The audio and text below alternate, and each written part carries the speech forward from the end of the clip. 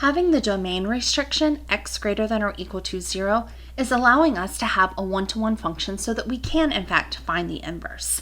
Otherwise, a square function like this would not be one-to-one and therefore would not have an inverse. But it's okay since we've restricted the domain.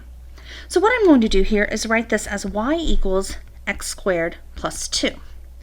Then we need to switch x and y, so x equals y squared plus 2, and then solve for y. That's going to be y minus 2 equals y squared. Take the square root of both sides. Now, when you do this, when you take the square root of y squared, what you have to think about here is that y could have been a positive number or a negative number. When you square either a positive or a negative number, you're going to make it positive. Then you take the square root and you're trying to get back to y.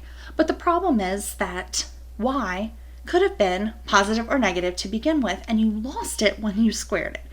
I know that was a little confusing, but basically what you need to know is that the square root of any variable squared, you always have to do the absolute value. What the implications of that would be is that you get plus or minus. So here, when you take the square root of y squared, just make sure that you have plus or minus on the other side. But since there was a domain restriction here that x was greater than or equal to 0, we know that we only had positive values to begin with, and we're only going to have the positive values for our equation of the inverse. So it's just going to be positive square root of x minus 2.